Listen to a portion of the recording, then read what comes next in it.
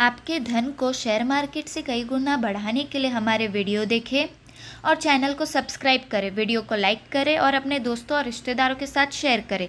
नए वीडियो के नोटिफिकेशन के लिए बेल आइकन ज़रूर दबाएं।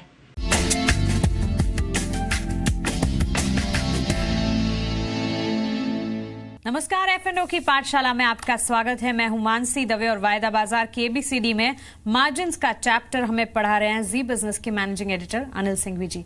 अनिल जी, मार्जिन्स के कनेक्शन वॉलेटिलिटी के साथ ये सब, और इसी के साथ कैश मार्केट में मार्जिन्स किस तरह से कैलकुलेट होते हैं ये हमने समझ लिया, लेकिन डेरिवेटिव मार्केट में अब मार्जिन्स किस तरह? वायदा कारोबार के हाँ।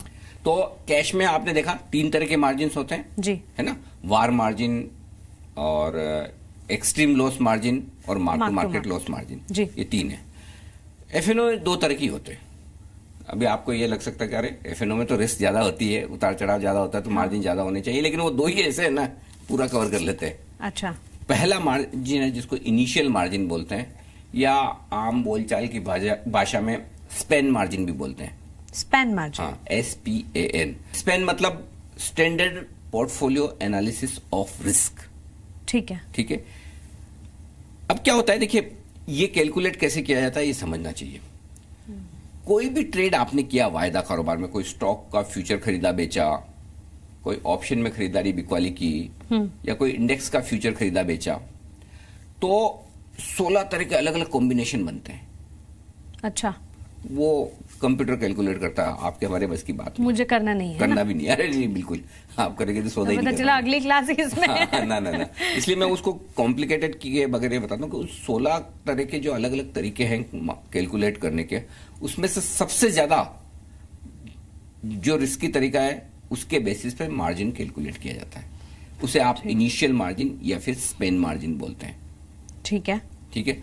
तो ये जो मार्जिन आएगा वो आपको देना है, और वैसे ये दिन में 6 बार गिना जाता है स्पेन मार्जिन, लेकिन वो गिना जाता है, ब्रोकर को पता चलता है, एक्सचेंज के टर्मिनल पर आता है। आमतौर पर आपको हमें बहुत ज्यादा दिमाग लगाने की जरूरत नहीं। कहने का मतलब ये कि स्पेन मार्जिन शेयर का भाव जितना ऊपर नीचे होता है दिन के दौरान, उसके बेसिस पर वो मार्जिन बदलता रहता है, सिंपल। ठीक है, तो ये आपको ध्यान में रखना है। तो इनिशियल मार्जिन या स्पेन मार्जिन, वो ऐसे में। ठीक है। आपने बोला 2 तरह के मार्जिन है, तो ये तो एक हुआ, अब दूसरा कौन सा है? दूसरा मार्जिन एक्सपोजर मार्जिन, यानी कि आप कितना कोई शेयर जो खरीद रहे हो उसमें आपकी रिस्क कितनी है, उसको हम एक्सपोजर मार्जिन कहते हैं। और ये कैलकुलेट करने का भी तरीका है कि भाई पिछले 1 से 6 महीने की अवधि, उसमें ये शेयर कितना ऊपर नीचे हुआ दिन के दौरान, क्लोजिंग बेसिस पर, उसका फॉर्मूला निकालकर एक्सचेंज गिनता है। तो वो जो उतार चढ़ाव है उसका या तो 1.5 गुना, जिसे हम, या फिर 5%, जैसा कि आपने देखा ना कैश मार्केट में भी मैंने बताया था, एक्सट्रीम लॉस मार्जिन 5% मिनिमम होना चाहिए। हाँ। ठीक उसी तरह से इसमें भी एक्सपोजर मार्जिन मिनिमम 5% होना चाहिए। तो एक तो आपको स्पेन मार्जिन देना है प्लस एक्सपोजर मार्जिन देना है, जो मिनिमम 5% हो गई, राइट।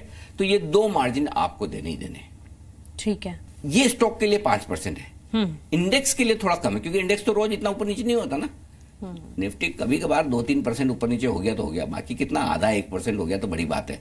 तो इंडेक्स के लिए मिनिमम 3% एक्सपोजर मार्जिन होता है, स्टॉक के लिए मिनिमम 5% होता है। ठीक है। अच्छा, तो क्या फ्यूचर और ऑप्शंस में मार्जिन सेम तरीके से लगता है? देखिए, फ्यूचर्स में तो सेम तरीके से लगता है, चाहे आप फ्यूचर खरीदें या बेचें। ठीक है, ठीक है, उसमें कोई फर्क नहीं पड़ता। एक्सचेंज के लिए इससे कोई मतलब नहीं आपने फ्यूचर खरीदा या बेचा है, दोनों केस में मार्जिन सेम लगेगा। कभी कभार बहुत ऐसी रेयर सिचुएशन होती है जब मार्केट बहुत जरूरत से ज्यादा चढ़ जाते हैं और एक्सचेंज को लगता है कि लोग बिना मतलब खरीदे जा रहे हैं, तो वो एक एडिशनल मार्जिन खरीदारी पे लगा देंगे। या कभी बहुत जरूरत से ज्यादा मंदी हो रही तो मंदी के ऊपर कुछ मार्जिन लगा देते हैं। ये बहुत एक्सट्रीम सिचुएशन में कभी 2-5 साल में 1 आध बार होता है। तो इसका मतलब फ्यूचर में तो सेम है। ऑप्शंस में मार्जिन कैलकुलेट करने के तरीके थोड़े थोड़े अलग हैं। कैसे? जब आप ऑप्शन खरीद रहे हैं, कोई भी ऑप्शन, चाहे वो पुट ऑप्शन हो या कॉल ऑप्शन, तो आपको उतना ही पैसा देना है जितना कि उतनी उसकी प्रीमियम है। क्योंकि ऑप्शन खरीदने वाले के केस में रिस्क कितनी है, मैक्सिमम जितनी की प्रीमियम आप भर रहे हैं। ठीक है, उससे ज्यादा आपका नुकसान हो नहीं सकता, तो आपको उतना ही मार्जिन देना है जितनी की प्रीमियम है। तो ऑप्शन बेचने के केस में आपका मार्जिन ठीक उसी तरह से कैलकुलेट किया जाएगा जिस तरह से फ्यूचर का किया जाता है। क्योंकि जो ऑप्शन सेलर है उसकी कमाई तो फिक्स है कि जितनी प्रीमियम पे उसने ऑप्शन बेचा है उतने ही पैसे आ सकते हैं कमाई के तौर पे, लेकिन रिस्क है अनलिमिटेड ऑप्शंस में। जब आप ऑप्शन राइटर हैं, ऑप्शन बेच रहे हैं, चाहे वो पुट ऑप्शन हो चाहे कॉल ऑप्शन हो, आपका मार्जिन जो गिना जाएगा वो ठीक उसी तरह से गिना जाएगा जैसे कि आपका फ्यूचर का मार्जिन हो। तो वहां मार्जिन आपको बहुत ज्यादा लगेगा, और प्लस जो आपने प्रीमियम की कमाई की है वो आपको बाद में मिलेगी जब वो सौदा खत्म हो जाए। अच्छा, अगर मैंने अलग अलग पोजीशंस लिए फ्यूचर और ऑप्शन में, तो क्या यहाँ पर मुझे मार्जिन का फायदा होगा?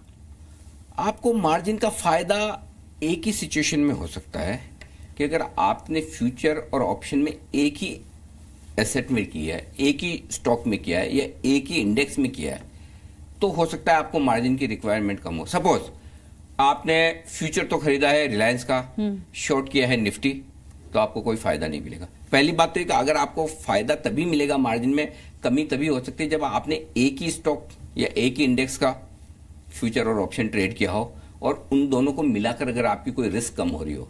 अच्छा, कुछ खरीदा है, कोई शॉर्ट किया है, फिर वहां पे हाँ, नहीं लेकिन ऐसा नहीं कि XYZ शॉर्ट किया है, ABC लॉन्ग किया है, वैसा नहीं तो होगा। फिर मार्जिन। हाँ, तो आप कह रहे हैं कि एक तरफ मैंने HDFC खरीदा है, रिलायंस बेचा है, हाँ। मुझे मार्जिन में छूट दे दो, ऐसा नहीं होता। अच्छा, HDFC का फ्यूचर खरीदा है और सामने HDFC का कोई पुट ऑप्शन खरीद लिया आपने, तो आपने थोड़ी रिस्क कम कर ली। पुट ऑप्शन खरीदा मतलब आप मंदी हो तो आपका वो फायदा है, तो एक्सचेंज आपको मार्जिन में रियायत दे सकता है। चलो, मैंने अगर अलग अलग महीने में ट्रेड किया है तो फिर किस तरह से होगा? तो भी आपको फायदा मिलेगा, लेकिन बात वही है, फायदा कब मिलता है?